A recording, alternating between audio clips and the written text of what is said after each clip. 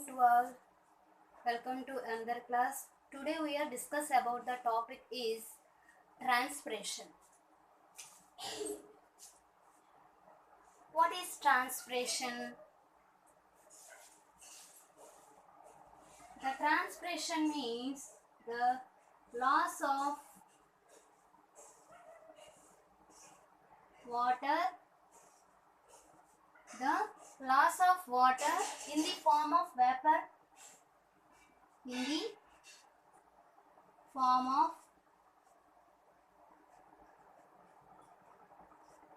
vapor from the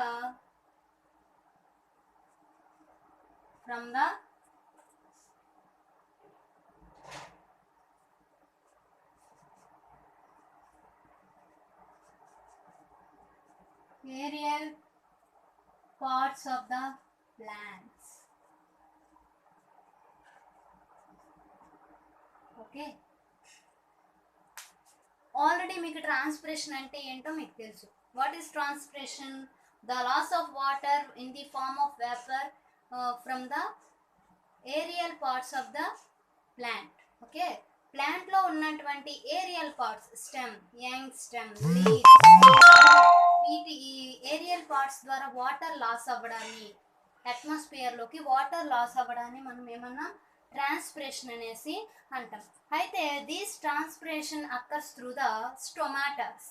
the special structure is known as stomatus, leaf stomatus. These stomatas are present in the leaves.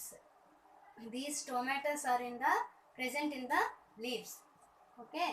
Here ఎక్కడికి ఉంటాయని చెప్పుకుంటున్నాం. స్టొమాటస్ ఎక్కడ ఉంటాయి? స్టొమాటస్ ద్వారా జరుగుతాయి అని చెప్పుకున్నాం. అవునా? స్టొమాటస్ ద్వారా జరుగుతాయని చెప్పుకున్నాం. ఈ స్టొమాటస్ ఎక్కువగా ఎక్కడ ఉంటాయని చెప్పుకున్నాం? లీవ్స్లో ఉంటాయి. ఎక్కడ ఉంటాయమ్మా? లీవ్స్లో ఎక్కువగా ఉంటాయి అన్నమాట. ఓకేనా? ఇక్కడ మనం లీవ్స్లో అబ్జర్వ్ చేసినట్లయితే కనుక more number of stomatos are present in the lower epidermis in dorsiventral leaf. That means dicot leaf. The dicot leaf exhibits the more number of stomatas in the lower epidermis than the upper dermis. Okay. ఇక్కడ డోర్సివెంట్రల్ leaf అని చెప్పుకున్నాం. అంటే dicot ప్లాంట్స్లో ఉన్నటువంటి లీవ్స్లో మనకి ఎపిడెర్మిస్లో రెండు ఉంటాయి. Upper epidermis, lower epidermis. ఇక్కడ upper epidermis కంటే లోయర్ ఎపిడెర్మిస్లో స్టొమాటోస్ ఎక్కువగా ఉండడం మనం అబ్జర్వ్ చేయొచ్చు అనమాట. అలాగే ఐసోబైలెటరల్ లీఫ్ అయితే మోనోకాట్ లీఫ్. ఈ మోనోకాట్ లీఫ్లో చూసుకుంటే కనుక బోత్ ఎపిడెర్మిస్లో కూడా ఈక్వల్గా ఉంటాయి అన్నమాట. ఏంటివి? స్టొమాటోస్. ఓకేనా? ఈ స్టొమాటోస్ అనేవి ఈక్వల్గా ఉంటాయి. ఇక్కడ ఈ స్టొమాటోస్ని మనం 2 టైప్స్గా చెప్పుకున్నాం. ఆల్రెడీ నిన్నటి క్లాస్లో చెప్పాను, మళ్ళీ ఎక్స్ప్లెయిన్ చేస్తున్నాను. ఓకేనా? First one photo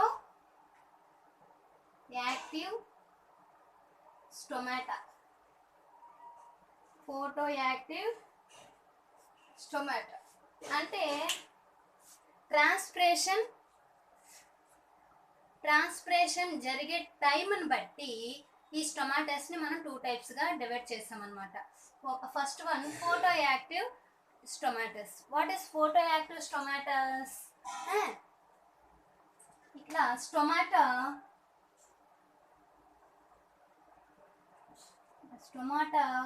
open during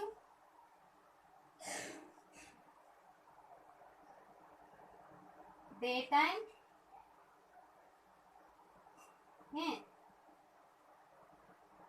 and close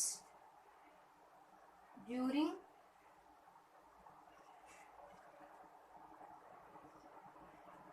night time. ఓకేనా? ఏ స్టొమాటా అయితే డే టైంలో ఓపెన్ అయ్యి నైట్ టైంలో క్లోజ్ అవుతాయో అటువంటి స్టొమాటాస్ని మనం ఫోటో యాక్టివ్ స్టొమాటాస్ అని అంటాం. ఇవి more number of plants has this type of stomatas. Okay. another one photo active. స్కాటో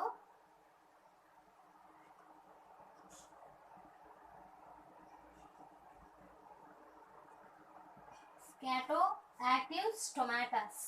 ఇక్కడ ఈ స్టొమాటాస్ దీనికి రివర్స్ అన్నమాట. స్టొమాటో ఏమవుతుంది,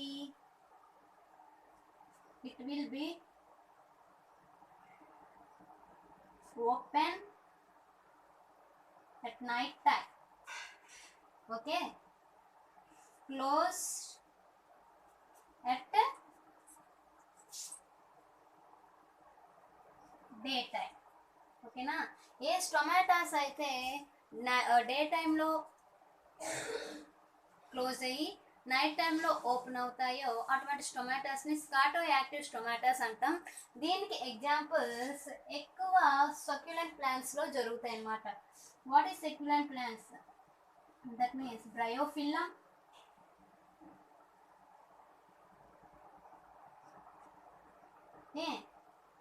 కాక్టస్, ఓకేనా. ఈ విధంగా మనం టొమాటోస్ని ఈ విధంగా చెప్పుకుంటాం అన్నమాట. ఒక పరంగా చెప్పాలంటే ఈ టొమాటోస్ అనేవి ఒక రకంగా ట్రాన్స్పిరేషన్నే కాకుండా గ్యాసెస్ ఎక్స్చేంజెస్లో కూడా పార్టిసిపేట్ చేస్తాయన్నమాట. Besides the transpiration stomatos conduct the exchange of water. ఓకేనా. ట్రాన్స్పిరేషన్తో పాటుగా ఇక్కడ గ్యాసెస్ అంటే CO2 O2 ఎక్స్చేంజింగ్ అనేది కూడా జరుగుతుంది అన్నమాట. ఎక్కడ? స్టొమాటో ద్వారా. ఓకేనా. ఇక్కడ మనం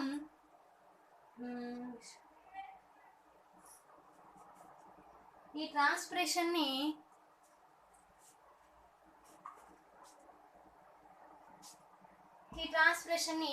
ఏంటి ఎఫెక్ట్ చేస్తున్నాయి అంటే ఈ ట్రాన్స్పిరేషన్ పైన ఎటువంటివి ప్రభావం చూపిస్తున్నాయి?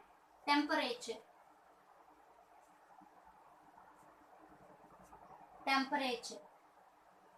హ్యూమిడిటీ, లైట్,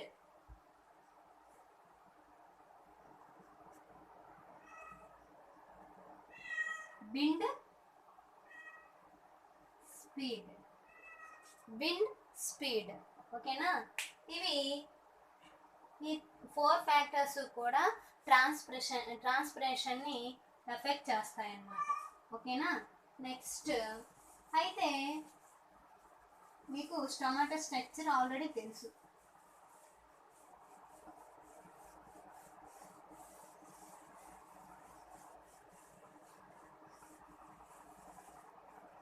అయితే ఇక్కడ టొమాటోస్ అనేవి ఎలా ఓపెన్ అవుతాయి, ఎలా క్లోజ్ అవుతాయి అన్న మెకానిజంని ఇప్పుడు మనం తెలుసుకుందాం.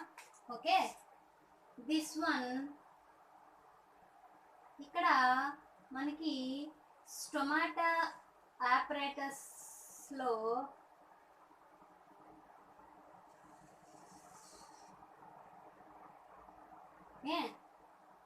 This is the guard cell.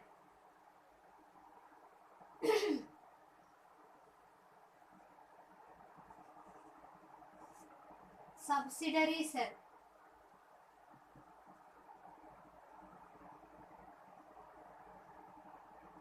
ఓకేనా. This is the stomato. దీని యొక్క స్ట్రక్చర్ చూసుకుంటే ఇది స్టొమాటో యొక్క స్ట్రక్చర్. ఇందులో స్టొమాటల్ క్యావిటీ కూడా ఉంటుందన్నమాట. స్టొమాటో యొక్క క్యావిటీ కూడా ఉంటుంది. ఇక్కడ స్టొమాటో ద్వారా వాటర్ ట్రాన్స్పిరేషన్ అనేది అలాగే గ్యాసెస్ ఎక్స్చేంజింగ్ అనేది జరుగుతుందన్నమాట. ఓకే. ఇక్కడ మనం మెకానిజం ఆఫ్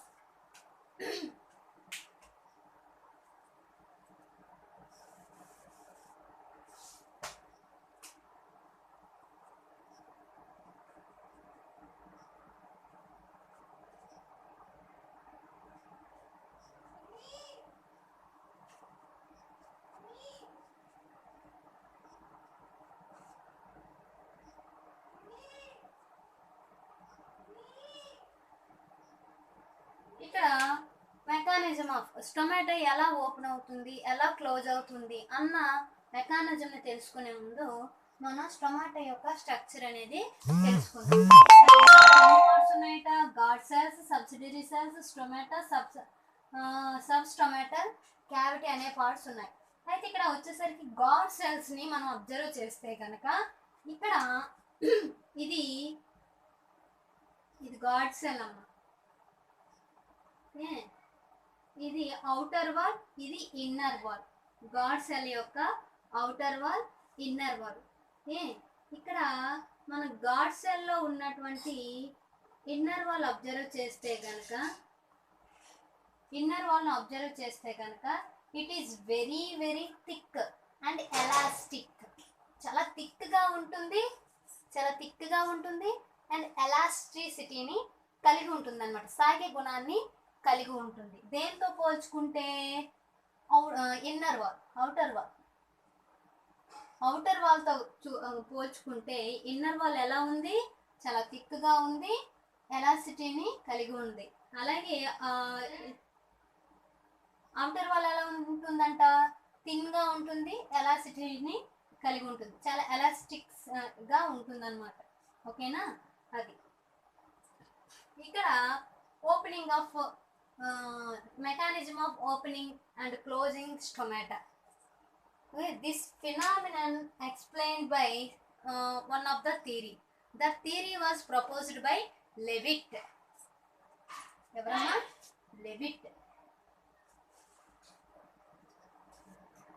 లెవిట్ అనే ఆయన ఏం చేశాడు, 1974లో 1974లో లెవిట్ అనే అతను ఏం చేశాడు, ఈ మెకానిజంని ఎక్స్ప్లెయిన్ చేయడానికి గాను ఒక థియరీని ప్రపోజ్ చేశాడు. ఆ థియరీని మనం ఏమని పిలుస్తామంటే ఎంసెట్ బిట్టమ్మ చూసుకోండి, K+ అయాన్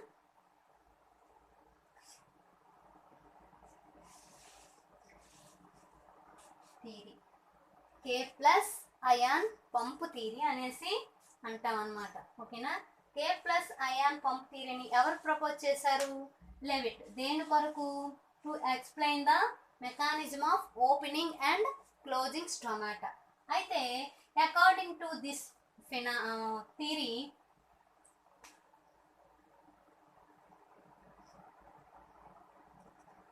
ఇక్కడ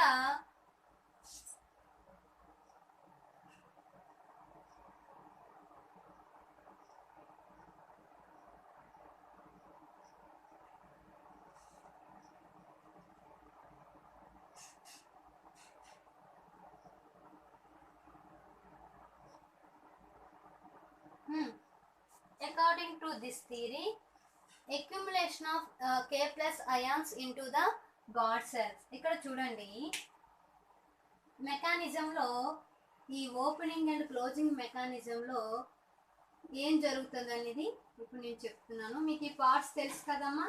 this one God cell, this one subsidiary cells, this one open, that means stomata. ఇక్కడ ఈ థియరీ ప్రకారం చూసుకుంటే కనుక ఇక్కడ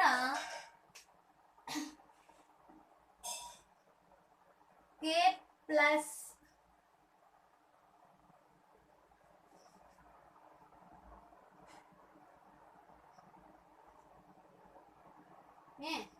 the accumulation of K+ ions into the God cells from the subsidiary cells. ఇక్కడ K+ ions అనేవి subsidiary cells నుంచి ఎందులోకి accumulate అవుతున్నాయట, God cells లోకి అక్యుములేట్ అవుతున్నాయి. ఎక్కడికమ్మా అక్యుములేట్ అవుతున్నాయి K+ ions అనేవి, గాడ్ సెల్స్ లోకి. ఎక్కడ నుంచి, సబ్సిడరీ సెల్స్ నుంచి గాడ్ సెల్స్ లోకి అక్యుములేట్ అవుతున్నాయి. ఇన్ ద సేమ్ టైం, ఇదే టైంలో Cl- ions కూడా అక్యుములేట్ అవుతాయి అన్నమాట. Cl- ions కూడా అక్యుములేట్ అవుతాయి. ఇప్పుడు దాని ద్వారా ఏం జరుగుతుంది అంటే, ఈ గాడ్ సెల్స్ లో ఉన్నటువంటి pH అనేది తగ్గిపోయి వాటర్ పొటెన్షియల్ అనేది పెరుగుతుంది. H+ అయాన్స్ ప్రోటాన్స్ అనేవి బయటకు వచ్చేస్తాయి. వాటర్ అనేది గాడ్ సెల్స్లోకి ఎంటర్ అవుతుంది. ఎంటర్ అయ్యి ఈ వాటర్ ఎప్పుడైతే గాడ్ సెల్స్లోకి ఎంటర్ అవుతుందో, ఎంటర్ అవ్వగానే ఈ గాడ్ సెల్ యొక్క అవుటర్ వాల్ అలాగే ఇన్నర్ వాల్ ఏం చేస్తుందంటే టర్జిడిటీని కలిగి ఉంటుంది అనమాట. ఈ టర్జిడిటీ వల్ల ఏం జరుగుతుంది, ఒక కర్వ్ లాగా వంగుతాయి అన్నమాట ఇలా. అందుకే స్టొమాటోస్కి మనకి బీన్ షేప్ అనేది వచ్చిందనమాట. ఎప్పుడమ్మా ఇలాగా కర్వ్డ్గా మారుతాయి, ఎప్పుడైతే K+ అయాన్స్ అలాగే Cl- అయాన్స్ సబ్సిడరీ సెల్స్ నుంచి గాడ్ సెల్స్లోకి ఎంటర్ అయినాయో అక్కడ pH వాల్యూ తగ్గిపోయి ఇక్కడ H2O అనేది గాడ్ సెల్స్లోకి ఎంటర్ అయిపోతుంది. దాని ద్వారా ఇక్కడ వాటర్ పొటెన్షియల్ ఇంక్రీజ్ అయ్యి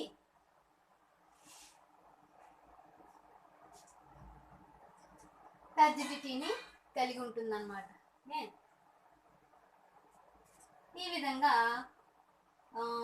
లెవిట్ ప్రతిపాదించినటువంటి K+ అయాన్ ద్వారా అయాన్ పంప్ థియరీ ఏం చెప్తుందంటే K+ అయాన్స్ Cl- అయాన్స్ అనేవి గాడ్ సెల్స్లోకి ఎంటర్ అవుతాయి అని చెప్పుకున్నాం. అలాగే ఇదంతా కూడా ఎప్పుడు జరుగుతుంది అంటే అట్ డే టైం. ఎప్పుడు జరుగుతుంది, day time. That means in presence of light ఉన్న టైం అప్పుడు మాత్రమే ఈ స్టొమాటో ఓపెన్ అవ్వడం అనేది జరుగుతుందన్నమాట. మరి క్లోజింగ్ ఆఫ్ స్టొమాటోలో ఏం జరుగుతుంది, స్టొమాటో క్లోజ్ అయినప్పుడు ఎలా అంటే ఇక్కడ ఇందులో ఆల్రెడీ లైట్ ప్రెజెన్స్ ఉండేటప్పుడు ప్రెజెన్సీలో ఏం జరిగింది, K+ అయాన్స్ అలాగే Cl- అయాన్స్ అనేవి ఎంటర్ అవ్వడం జరిగింది. H+ ions H2O. ఓకే, ఇక్కడ ఏంటంటే K+ అయాన్లు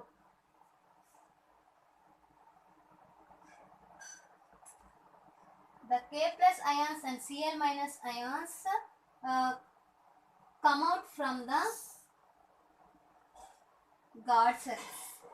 ఓకే, గాడ్ సెల్స్ నుంచి K+ అయాన్లు అలాగే Cl- అయాన్లు H2O అనేవి ఈ పోర్ ద్వారా అట్మాస్ఫియర్లోకి రిలీజ్ అయిపోతాయి అన్నమాట. దాని ద్వారా ఏం జరుగుతుంది, దీని యొక్క రిజిడిటీ తగ్గిపోయి పోర్ అనేది దగ్గరగా 2 గాడ్ సెల్స్ అనేవి దగ్గరగా వచ్చి స్టొమాటో అనేది క్లోజ్ అవ్వడం అనేది జరుగుతుంది అన్నమాట. అప్పుడు మనకి ఈ వాటర్ అంతా లాస్ అయిపోతున్నాయి. లాస్ అవ్వడం వల్ల ఇక్కడ ఏం జరుగుతుంది అంటే వాటర్ పొటెన్షియల్ అనేది ఇంక్రీజ్ అయిపోతుంది. వాటర్ పొటెన్షియల్ అనేది ఇంక్రీజ్ అవుతుంది. ఇక్కడ వాటర్ పొటెన్షియల్ తగ్గుతుంది. ఎందుకు, ఇక్కడ ఏం లేదు, ఇక్కడ నుంచి ఇక్కడికి వాటర్ అనేది ఎంటర్ అయ్యింది. ఇక్కడ వాటర్ అనేది స్టొమాటల్ క్యావిటీ పోర్ ద్వారా బయటికి ఎంటర్ అయిపోతుంది అన్నమాట. ఓకేనా, ఇలా ఏంటంటే mechanism of opening and closing of స్టొమాటోలో ఏం జరుగుతుంది, ఇటువంటి రియాక్షన్స్ అనేవి జరుగుతాయి అన్నమాట. ఓకే, ఇక్కడ మనం అంతేకాకుండా ఏం చెప్పుకోవచ్చు అంటే under water stress conditions the ABA, that one is phytohormone.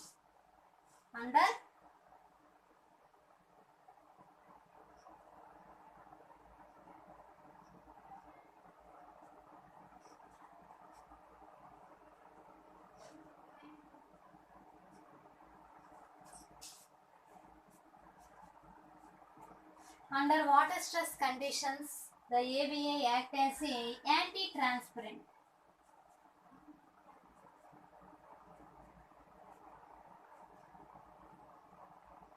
అంటే యాంటీ ట్రాన్స్పరెంట్ ఏంటంటే వాటర్ నీటి కొరత ఏర్పడేటప్పుడు ఆ టైం అప్పుడు ఏం జరుగుతుంది అంటే ట్రాన్స్పిరేషన్ జరిగినప్పుడు ఇది యాంటీ ట్రాన్స్పరెంట్గా ఏబిఏ యాక్ట్ చేస్తుంది అనమాట.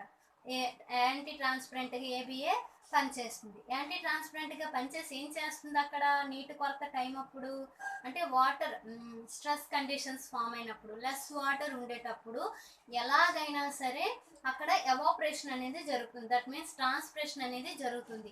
దీన్ని కంట్రోల్ చేయడానికి గాను ఏం జరుగుతుందంటే ఏబిఏ అనేది ఏబిఏ ఏం చేస్తుంది, కే ప్లస్ అయాన్స్ని సిఎల్ మైనస్ అయాన్స్ని బయటికి పంపించేస్తుంది. పంపించడం వల్ల ఏం జరుగుతుంది అంటే స్టొమాటా క్లోజ్ అయిపోతుంది.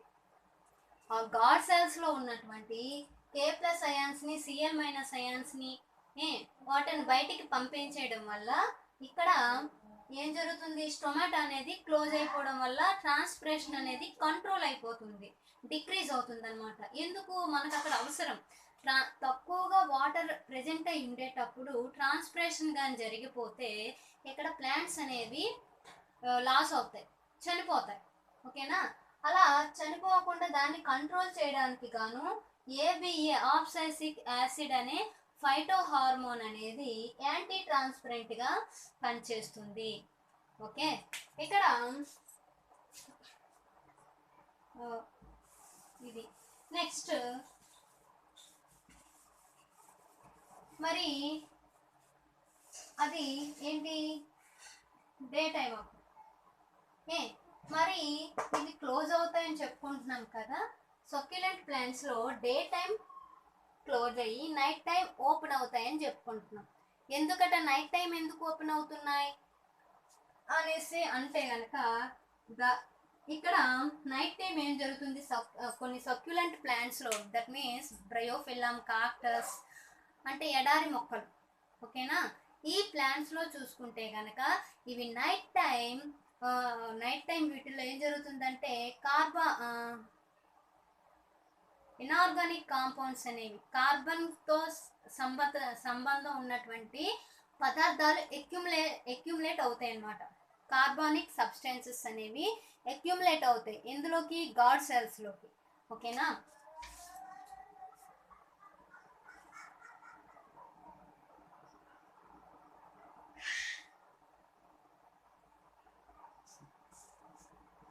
ఆర్గానిక్ కాంపౌండ్స్ గాడ్ సెల్స్లోకి ఎక్యుములేట్ అవ్వడం వల్ల ఇవి నైట్ టైం ఓపెన్ అవుతాయి, డే టైం క్లోజ్ అవుతాయి. ఇందులో ఇన్ సక్యులెంట్ ప్లాంట్స్. ఓకేనా, ఇది నెక్స్ట్ వన్. ఇదంతా కూడా mechanism of opening and closing of stomata. Okay, next one. ఇక్కడ ట్రాన్స్పిరేషన్ జరుగుతుంది. మరి మొక్కల్లో ఫోటోసింథసిస్ కూడా జరుగుతుంది కదా, మొక్కల్లో ఫోటోసింథసిస్ కూడా జరుగుతుంది. మరి ఈ ట్రాన్స్పిరేషన్, ఫోటోసింథసిస్ ఒకదానితో ఒకటి ఎలా కాంప్రమైజ్ అవుతాయి? How to compromise transpiration and photosynthesis? Okay, here most of the water absorbed by the plants. At the same time ఎంత వాటర్ అయితే ఇవి అబ్జార్బ్ చేసుకుంటున్నాయో అందులో 1% ఆఫ్ వాటర్ మాత్రమే మనం ఏం చెప్పుకున్నాం, ఫోటోసింథసిస్కి యూటిలైజ్ అవుతుంది. రిమైనింగ్ పార్ట్ అంతా కూడా ఏం జరుగుతుంది, ట్రాన్స్పిరేషన్ ద్వారా బయటికి పోతుంది.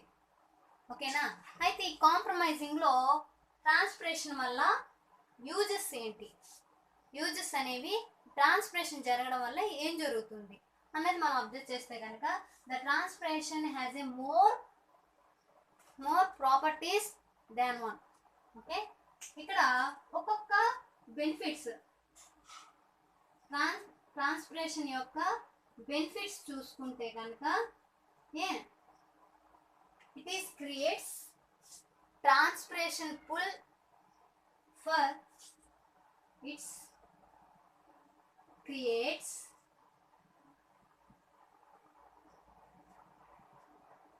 transpiration, pull for absorption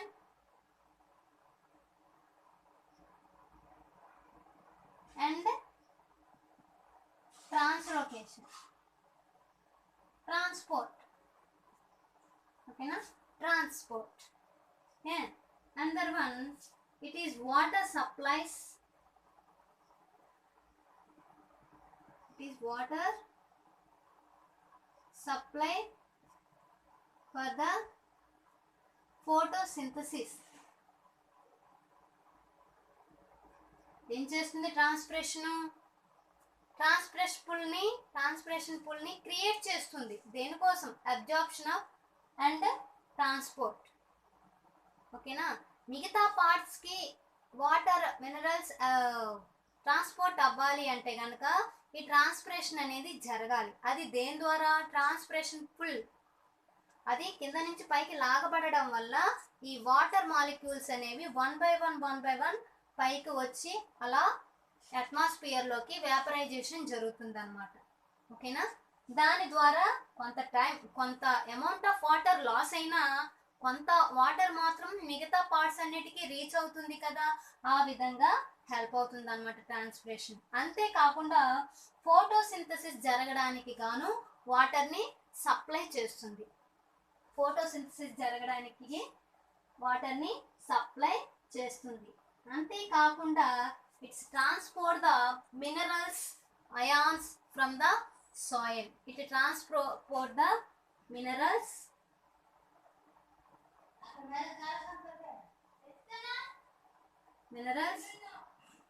ions from the soil to the all parts of the plant.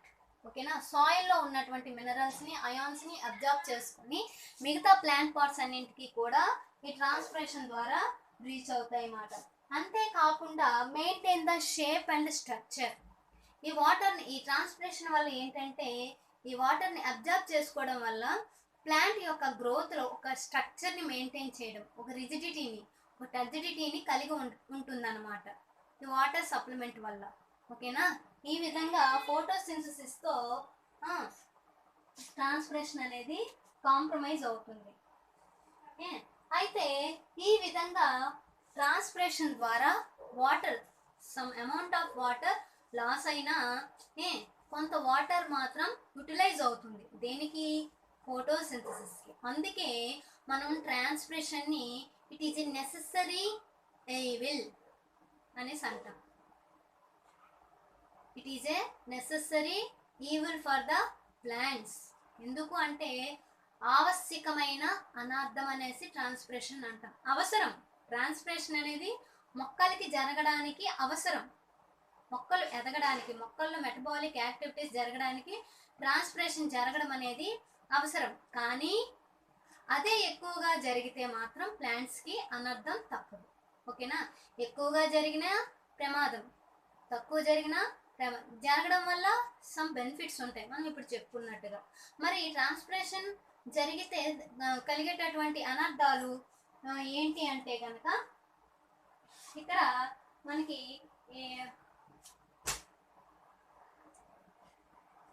ఈ వాటర్ అంతా కూడా ప్లాంట్స్లో ఉన్నటువంటి వాటర్ ట్రాన్స్పిరేషన్ ద్వారా బయటికి అవుటింగ్ అయిపోవడం వల్ల ప్లాంట్ సెల్స్లో ఉన్నటువంటి సెల్స్ అన్నీ కూడా ఫ్లాసిడ్గా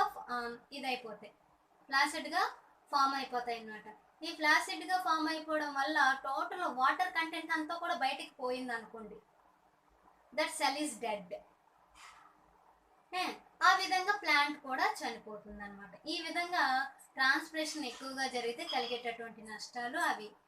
కానీ ట్రాన్స్పిరేషన్కి జరగడం వల్ల నష్టాల కంటే బెనిఫిట్సే ఎక్కువగా ఉన్నాయన్నమాట. అందుకే it is a necessary evil for plants అనేసి అంటున్నాం అన్నమాట. Okay. This is the transpiration.